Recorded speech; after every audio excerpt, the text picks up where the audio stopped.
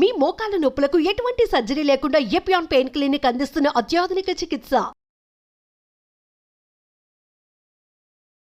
నమస్కారం, welcome to Suman TV. నేను గీతాంజలి. ప్రస్తుతం మనతో పాటు ఇస్కాన్ నుంచి ప్రణవానంద ప్రభుజీ ఉన్నారండి. ప్రభుజీ గురించి ప్రత్యేకంగా చెప్పాలా, వారు చెప్పేటువంటి మాటలు ప్రత్యేకంగా కృష్ణ భగవానుడు గురించి, అలాగే వారి లీలల గురించి కావచ్చు, ప్రత్యేకించి కొన్ని లైఫ్ లెసన్స్ అనేవి చాలా మందిని వాళ్ళ జీవితంలో డౌన్ అయిపోయినటువంటి సిచ్యువేషన్స్ నుంచి బయటికి రాగలిగాము, అక్కడి నుంచి మేము బయటపడ్డాము అని చెప్పారు.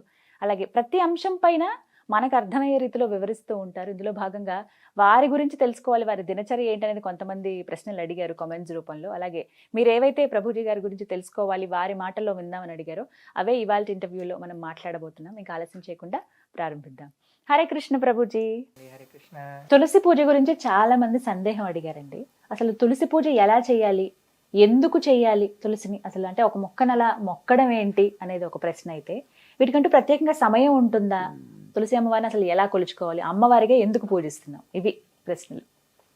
వృందాయై తులసీదేవ్యై ప్రియాయై కేశవశ్యచ విష్ణు భక్తి ప్రదే దేవి సత్యవతే నమో నమః. ఇది తులసీదేవి యొక్క మంత్రం. బృందాయై తులసీదేవ్యై, బృందావనం అంటేనే తులసీవనం. బృందావనంలో అన్నీ కూడా శ్రీకృష్ణ భగవానుడి యొక్క లీలలన్నీ కూడా తులసీదేవి డైరెక్టర్. రాధాకృష్ణుల సినిమా అనుకుంటే తులసి మహారాణి డైరెక్టర్ అనమాట. అన్ని భగవంతుడికి ఏది కావాలన్నా ఏర్పాటు చేస్తే తులసి మహారాణి. బృందాయే తులసీదేవి అయి ప్రియాయే కేశవస్యచ విష్ణోర్ అత్యంత వల్లభ, చాలా చాలా డియర్ భగవంతుడికి తులసీదేవి అని అంటే. అందుకే మనం చూడండి, ఏ ద్రవ్యం పైన భగవంతుడికి నివేదన చేసే ప్రతి ద్రవ్యం పైన తులసి పెడతాం. మన నైవేద్యంలో మనం ఎన్నోసార్లు చెప్పుకున్నాం, నీటితో సహా ప్రతి నైవేద్యం పైన తులసి పెట్టి మాత్రమే మనం నివేదన చేస్తాం. అభిషేక ద్రవ్యములలో కూడా తులసి వేస్తాం. తులసితో ప్రక్షణ చేసుకొని దాని తర్వాత స్వామికి నివేదన చేస్తాం అనమాట. ప్రియాయే కేశవశ్యచ విష్ణు భక్తి ప్రదే దేవి, భగవంతుడి యొక్క భక్తిని ఇచ్చే దేవి ఆవిడ. తులసీదేవి భక్తిదేవి బృందే మహారాణి అని అంటారు. కాబట్టి భగవంతుడి యొక్క భక్తి కావాలి అని అంటే ఆశ్రయించవలసింది తులసీదేవి. చాలా మంది ఏమనుకుంటారు తెలుసా అండి, కేవలం ఆడవాళ్ళు తులసి పూజ చేయాలనుకుంటారు. నేను ఇది విన్నాను ప్రభుజీ, నిజం అసలు అది. ఇంట్లలో అందరూ ఆడవాళ్లే కదండి, తులసీదేవికి వెళ్ళి దీపం పెట్టేస్తారు, ప్రదక్షిణ చేసేస్తారు, నీళ్లు పోస్తారు. మావాడు అనుకుంటారు నేను ఎందుకు వెళ్ళాలి, నీకు భక్తి వద్దా, భగవంతుడి భక్తి కావాలి కదా. ఎవరెవరికి భగవద్భక్తి కావాలంటే వాళ్ళందరూ తులసి మహారాణి ఆరాధన చేయవలసిందే. మీకు ఒక విషయం చెప్తాను, మీరు గోవర్ధనిక విలేజ్ వచ్చారు కదా, ఇస్కాన్ గుడిలో ప్రతిరోజు ప్రొద్దున సాయంత్రం 2 పూట్ల తులసి ఆరాధన ఉంటుంది. అందరూ చేయవలసినదే. సన్యాసులు, బ్రహ్మచారులు, గృహస్థులు, పిల్లలు, గురుకుల పిల్లలు అందరూ తులసి ఆరాధన చేస్తారు. మీరు మందిరంలో చూసారనుకోండి, ఒక దగ్గర ఆశ్రమ వాసులకి తులసి దేవి యొక్క ఆరాధన ఉంటుంది, ఒక దగ్గర స్త్రీలకి ఉంటుంది, ఒక దగ్గర పిల్లలకి, ఇంకొక దగ్గర గృహస్థులకి. అందరూ తులసి ఆరాధన చేస్తారు, అందరూ తులసి ప్రదక్షిణ చేస్తారు, అందరూ తులసి యొక్క కోటకి నీళ్లు పోస్తారు. తులసి ఆరాధన చాలా ముఖ్యం. ఏ ఆశ్రమంలో ఉన్న స్త్రీ పురుష భేదమే లేదు, అందరూ తులసిదేవి యొక్క ఆరాధన చేయవలసినదే. చాలా సింపుల్ గా ఏం చెయ్యాలి ప్రభుజీ అని అనుకోండి, జస్ట్ మీరు కొద్దిగా నీళ్లు పోయండి. రోజు ఒక ఉద్ధరినితో నీళ్లు పోసేసి 4 ప్రదక్షిణలు చేసేసి దీపాన్ని తులసి మహారాణి దగ్గర పెట్టుకొని ప్రణామం చేసుకొని ఈ శ్లోకం, బృందాయే తులసీదేవ్యై ప్రియాయే కేశవశ్యచ విష్ణు భక్తి ప్రదే దేవి సత్యవతే నమో నమః, ఈ శ్లోకాన్ని చెప్పి ప్రణామం చేసుకోండి. ఇది బేసిక్ గా కనీసం ఇంతైనా చేయగలిగితే ప్రతిరోజు నియమంగా ప్రొద్దున కానీ సాయంత్రం కానీ చాలా భగవంతుడి యొక్క అనుగ్రహం అనేది వస్తుంది. ఎందుకంటే ప్రతి ఇంట్లోనూ తులసి మొక్క చూస్తాం ఖచ్చితంగా. ఇంకో ప్రశ్న ఏం అడుగుతారంటే, చాలా సార్లు పూజ చేసుకునే తులసిని తెంపచ్చా అంటారు. చాలా మందికి ఉన్నటువంటి ప్రశ్న, సందేహం ఇది. అయితే మీరు చూడండి, మీరు చెట్టును పెంచుతున్నారు అనుకోండి, ఒక పువ్వు చెట్టు పెంచడానికి ప్రయోజనం ఏంటి, ఆ పూలు తీసుకొని స్వామికి మాలగా చేసుకొని సమర్పణ చేయడం. తులసీదేవి దగ్గర ఉండే స్పెషాలిటీ ఏంటంటే, ఆవిడ ఆల్రెడీ ఒక స్పిరిచువల్ పర్సనాలిటీ తులసీదేవి. మనకి ఏమనిపిస్తుందంటే, అరే తులసీదేవిని తెంపవచ్చా, కానీ మీరు చూడండి, తులసీదేవి యొక్క అస్తిత్వమే కృష్ణుడి యొక్క సేవ చేయటం కోసమే ఆవిడ అవతరించింది. ఎవరి యొక్క అస్తిత్వం కృష్ణుడి యొక్క సేవ చేయటమో ఆవిడ్ని కృష్ణుడికి సమర్పించటంలో ఏం ప్రాబ్లం లేదు కదండి. అంటే పూజించే దగ్గర వస్తుందండి చాలా మంది. ఇప్పుడు రెండు పూజ చేయొచ్చు, ఆవిడికి పూజ ఎందుకోసం చేస్తున్నాం, మనకి కృష్ణుడి యొక్క సేవ కావాలని చేస్తున్నాం. చేస్తున్నాం. కానీ ఆవిడ్ని కృష్ణుడి యొక్క సేవలో పెట్టడమే కదా ముఖ్యమైన విషయం. ఏంటంటే పూజించే వాటిని తెంపొచ్చు అంటారు బ్రహ్మాండంగా. ఎందుకంటే తులసీదేవి యొక్క స్వరూపమే కృష్ణుడి యొక్క సేవ చేసుకోవటం కోసం. కానీ కానీ ఆ సెంటిమెంట్ మన దగ్గర ఉంది కాబట్టి ఓ రెండు తులసి చెట్లు పెట్టుకోవచ్చు. ఒక తులసి చెట్టుకి ఆరాధన చేసుకోండి, ఇంకో తులసి చెట్టుకి ఆ పత్రములను స్వీకరించి ఆ దళములను స్వీకరించి భగవంతుడి యొక్క ఆరాధనకి ఉపయోగించుకోండి. రెండే విషయాలు మనం జాగ్రత్తగా ఉండాలి. ఒకటి, మన గోళ్ళు తలకూడదు. మనం తులసీదేవిని ఇలా వేళ్ల మధ్యలో పట్టుకొని తెంపాలి. రెండు, ద్వాదశి రోజు తులసి దళములను తెంపకూడదు. ఖచ్చితంగా నియమం. ఇదొక్కటి గుర్తుపెట్టుకోవాలి. ఇంకా మంగళవారమా శుక్రవారమా ఇవన్నీ పక్కన పెట్టండి. ద్వాదశి రోజు మాత్రమే తెంపకూడదు. కారణం ఏమన్నా? ఎందుకంటే తులసీదేవి కూడా ఏకాదశి వ్రతం చేస్తుంది అని అంటారనమాట. ఏకాదశి వ్రతం చేసి ద్వాదశి పారాయణ, శాస్త్రం వాక్యం ద్వాదశి రోజు ఇది చేయకూడదు అని అంటారు. మీకు ఇంకో విషయం తెలిసిన, తులసి పత్రములను స్వీకరించేటప్పుడు తప్పకుండా చెప్పాల్సిన ఒక మంత్రం ఉంటుంది, ఒక శ్లోకం ఉంటుంది. ఇది చెప్పి మాత్రమే తులసి పత్రములను తెంపవలే. అంటే ఒక అనుమతి లాగా. ఒక అనుమతి లాగా. ఆ శ్లోకం మేము ఇప్పుడు చెప్తాం, మీరు కూడా స్క్రీన్ పైన వేద్దురు కానీ అప్పుడు వాళ్ళకి మన ఎవరైతే వింటున్నారో వాళ్ళకి కూడా తెలుస్తుంది. చాలా మందికి తెలియదండి. మేము అనుకున్నా అందరికి తెలిసేమో అని, కానీ చాలా మందికి ఈ విషయం తెలియదు. తీసేయటం ఇక్కడ వరకు తెలుసు కానీ ఇలా తెంపే స్టీలల్లో కూడా వేసుకునే వాళ్ళు ఉన్నారు. తులసీదేవి యొక్క అస్తిత్వం భగవంతుడి యొక్క సేవ చేసే కోసం, ఆ సేవ కోసం తీసుకునే ముందు మనం ఒక శ్లోకం చదవాలి.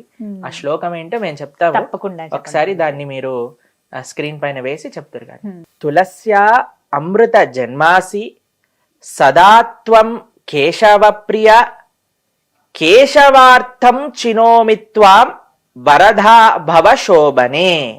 ఇదే శ్లోకం. ఈ శ్లోకం చెప్పాలి. ఈ శ్లోకాన్ని చెప్పుకోవాలి. ఈ శ్లోకం యొక్క అర్థం ఏంటి అంటే, తులసి అమృత జన్మాసి, తులసి నువ్వు అమృత జన్మ నీది, అంటే అమృత తుల్యమైన స్వరూపము నీది. సదాత్వం కేశవ ప్రియ, ఎప్పుడు నువ్వు భగవంతుడికి అత్యంత ప్రియమైన.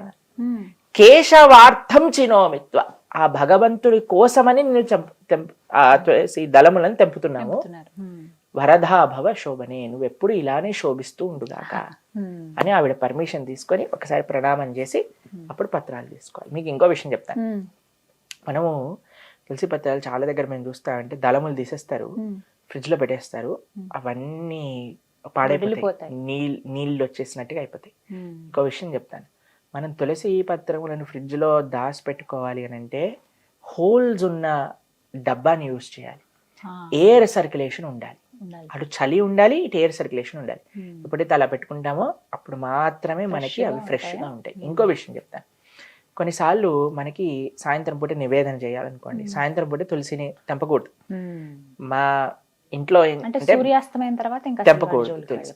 అయితే మేము ఏం చేస్తాం అంటే, మన ఇంట్లో కానీ సాంప్రదాయంలో ఉన్న వాళ్ళు కూడా తులసి అలా ఎండిపోయి పడిపోతుంది కదండి, ఎండిపోయి కాదు, ఆకులు అప్పుడప్పుడు కింద పడిపోతుంటాయి, పత్రం కింద పడిపోతుంటాయి. లేదా మనకి ఎప్పుడైతే ఎక్కువగా వచ్చేస్తుందో చక్కగా వాష్ చేసి పడ్డ పైన ఆరబెట్టేసుకొని తడంతా దాన్ని మొత్తం ఎండనివ్వాలి.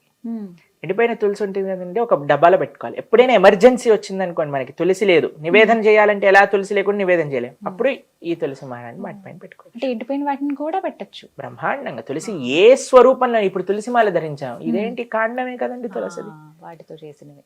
తులసి తులసి పొడి, తీర్థం పొడిలో తులసి ఉంటుంది కాబట్టి ఎలాగైనా సరే మనం తులసిని భగవంతుడికి సమర్పణ చేయాలి. ఇప్పుడు ద్వాదశి రోజు, ఓకే, ఏకాదశి ద్వాదశి రోజు మనకి లేవు, అప్పుడు ఏం చేస్తాం మనం, వెంటనే ఇవి పెట్టేసుకొని చక్కగా నివేదన చేసుకోవచ్చు. కొన్ని ఇళ్లలో తులసి మొక్క అలా జీవం లేనట్టుగా ఎండిపోయినట్టు అవుతుంది. అది చాలా అపవిత్రం. తులసి చాలా కేర్, అంటే ఆ ఇంట్లో ధార్మిక పెరిగిపోతుంది అని. అలా అని భయపడిపోయి ఇప్పుడు మేమేమైపోయి కంగారు పడకండి, తులసి మరాన్ని తెచ్చుకోండి, చక్కగా మంచిగా సారవంతమైన ఇది చేయండి. అప్పుడప్పుడు తెల్లటి పురుగులు వస్తాయి తెలుసా మీకు, ఆకలి వెనకాల.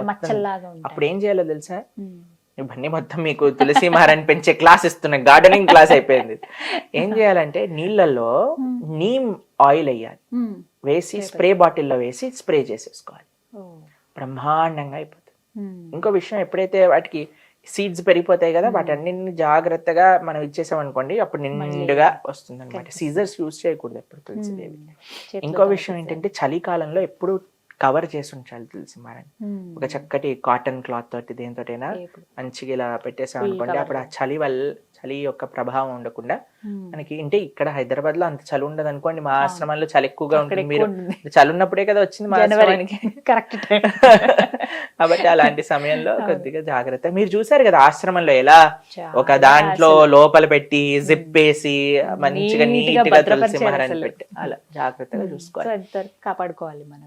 ఇంకో విశేషం ఏంటంటే, తులసీదేవి యొక్క ఆరాధనలో 8 నామములు విశేషమైనవి అని మొన్నే మేము శాస్త్రాధ్యయనలో చదివామన్నమాట. ఆ 8 నామాలు కూడా మేము చెప్తాం. తులసి అమ్మవారిని పూజించుకునేటప్పుడు 8 నామాలు ముఖ్యంగా ఉంటాయండి. అవి మనం స్మరించుకుంటూ అవి పఠించుకుంటూ అమ్మవారిని కొలుచుకోవచ్చట. ఆ నామాలు ఏమిటో ప్రభుజీ చెప్తారు, విందాం.